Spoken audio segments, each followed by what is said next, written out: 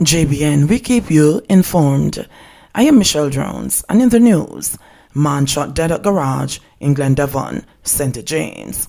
Detectives from the Montego Bay Criminal Investigation Branch in St. James have commenced their probe into this morning's gun attack at a garage, which left one worker dead and another injured in Glendavon in the parish. The dead man has been identified as Vernon Boswell of a St. James address.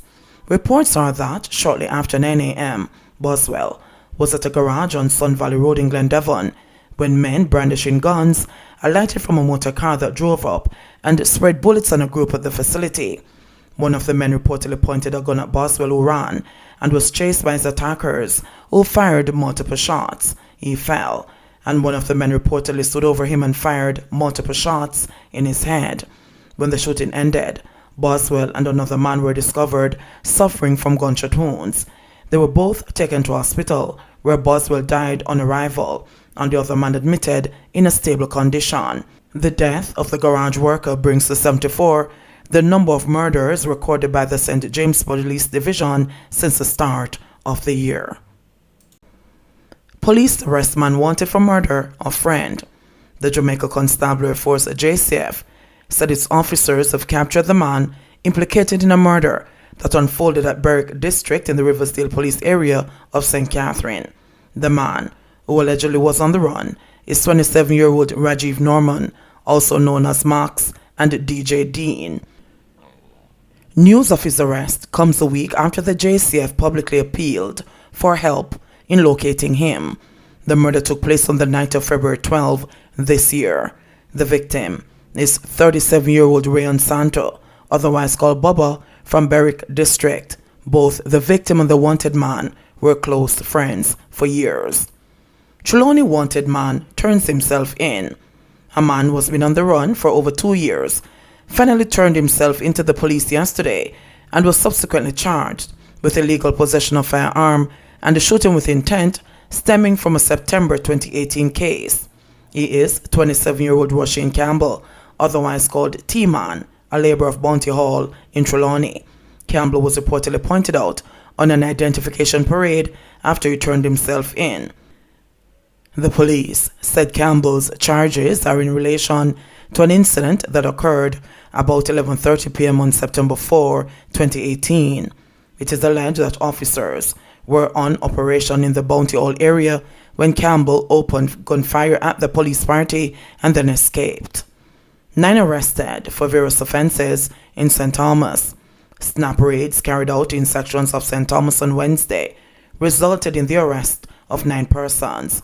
The operations were targeted at wanted persons, dangerous drugs, illegal guns and ammunition, illegal bookmakers, lottery scammers, and persons obstructing electricity. The police were joined by technicians from the Jamaica Public Service Company, JPS. The 9 individuals were taken into custody for offenses including obstructing electricity, possession of ganja, smoking in public, and illegal bookmaking. 1 man was arrested on a bench warrant. The police say 4,000 feet of electrical wires were removed by the JPS technicians. In addition, 12 tickets were issued for breaches of the Road Traffic Act during vehicle checkpoint stops. Reed and Pinnock seek to quash judge's ruling because of conflict of interest claim. The Supreme Court is to rule this month whether to grant leave for former Education Minister Royal Reed and a co-accused to go to the Judicial Review Court in a bid to quash a ruling of a senior parish court judge. Reed and Caribbean Maritime University President Professor Fritz Pinnock contend that senior parish court judge Chester Crooks should not have ruled in an earlier matter because of a conflict of interest. Crooks and Reed are both past students of Monroe College in St. Elizabeth. The accused are now before the court in a multi-million-dollar fraud case.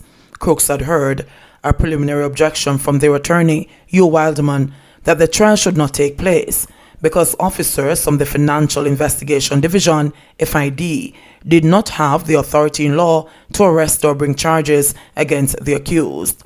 On February 4 this year, Crooks disagreed and ordered that the fraud case should go to trial. At the time, however, Crooks revealed that he would not try the case because there was a potential conflict of interest. Last month, the accused filed an application in the Supreme Court seeking leave to go to the Judicial Review Court to quash Crooks' ruling following the discovery that the judge is also a Monroe Pass student. In court documents, Crooks, who is named as a respondent, said while he did not openly state the exact potential conflict of interest, he considered that Reed was senior to him at Monroe and was the head boy at one point. Wildman and another attorney, Inderia Patmore, argued that when Reed appeared before Crooks, the former minister did not know the judge. According to Wildman, the law is clear that the judge should have made full disclosure, but he never did so, and that is why the accused are seeking to quash the ruling. The applicants contend that if they had known that the judge was conflicted, they would not have agreed to his hearing the application. The judge is being represented by lawyers from the Attorney General's chambers. Last month, submissions were made in chambers at the Supreme Court in relation to the application. Reed, his wife Sharon, their daughter Sherelle, along with Pinnock and Brown's Town Division Councillor Kim Brown Lawrence, are facing fraud and corruption charges in the Kingston and St. Andrew Parish Court. The accused were arrested in October 2019 for allegedly defrauding the Ministry of Education and the Caribbean Maritime University of millions of dollars. The case is set for mention on July 27. Murdering witness won't kill case, judge warns as Beach refused bail. Two dead wives, a dead witness, a propensity for violence, and the ability to hire assassins were among the grounds the Supreme Court judge cited as prime reasons for denying bail to Portland businessman Everton Beach's son MacDonald, who is accused of orchestrating the murder of his two wives. Justice Vinette Allen Graham, in handing down the ruling in the Home Circuit Court in downtown Kingston yesterday afternoon, said the court was satisfied that there were substantial grounds for believing that if the accused were released on bail, he would fail to surrender to custody based on what faced him and the sentences that may be imposed. The accused is alleged to be responsible for the murder of his two wives. The court takes the view that these offenses are serious offenses. The nature is murder. It cannot get more serious than that, Justice Allen Graham said. She said the court was also of the opinion that the accused would commit another offense, but not by himself, as the allegations show that his modus operandi is to hire persons to kill. Also, it will interfere with witnesses or otherwise obstruct the course of justice, and so the application for bail in relation to Mr. Everton MacDonald is refused, Justice Allen Graham declared. The court holds the view that the evidence outlined so far, the allegations outlined on paper, are very strong, she added. MacDonald was in August last year charged in relation to the death of his second wife, Tony Hamilton MacDonald, whose partially burnt body was discovered with the throat slashed beside her burnt car on the Sherwood Forest Main Road a month before.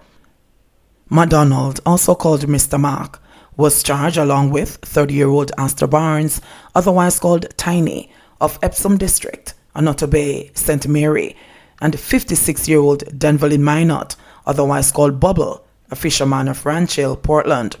The men were jointly charged by the police with murder and conspiracy to murder after an intense investigation.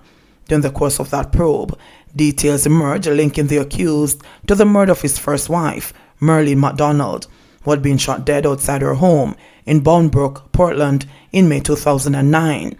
The allegations are that he had paid a police detective to kill her after their marriage crumbled in 2007 and she had left the matrimonial home. The judge said that MacDonald had been charged in Portland for cutting off a man's fingers, but that matter had been settled.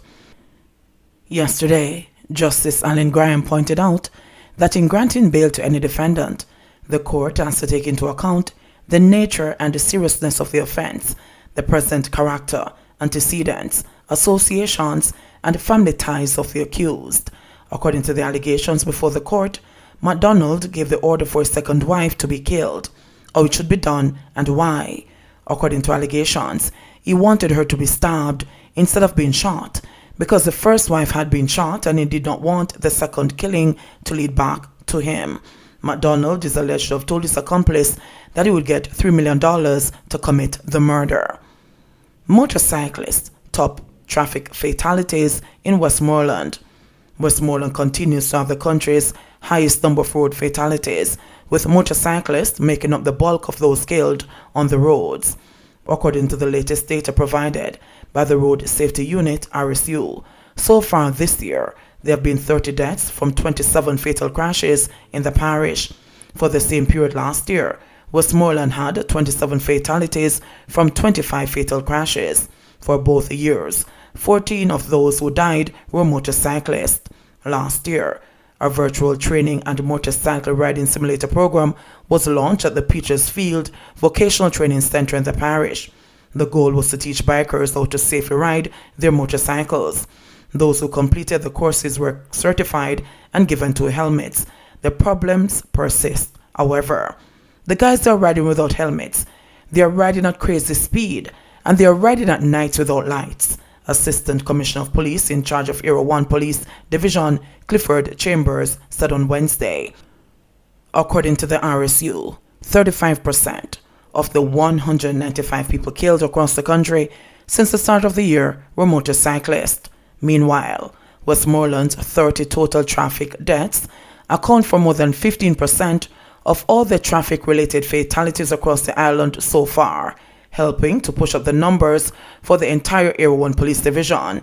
This is a continuation of the trend seen in Area 1 over the past year.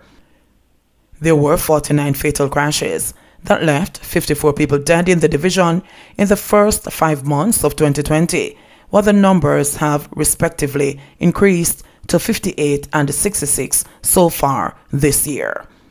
94 new COVID cases, no new deaths. Jamaica registered 94 new cases of COVID-19 yesterday, 26 of which were people in St. Catherine. The new cases have pushed the country's tally to 48,733. There were no new deaths among the latest figures from the Ministry of Health and Wellness. However, 1 death was reported as coincidental for the 24-hour period. According to the ministry, the new cases consist of 55 females and 39 males, with ages ranging from 1 day to 93 years. St. James and St. Mary had 14 cases each. Kingston and St. Andrew had 11. Hanover, St. Anne and Westmoreland had 6 each. Clarendon and Trelawney recorded 3 each. Manchester and St. Elizabeth each had 2, and 1 case was found in Portland. The country also had 108 recoveries, bringing the total to 25,802, resulting in 21,601 active cases currently in Jamaica. Of the active cases, 148 are hospitalized, 11 of which are critically ill, while 35 are moderately ill. JBN, we keep you informed. Please remember, subscribe, like, share, leave us a comment, and click the notification bell to receive our daily news items.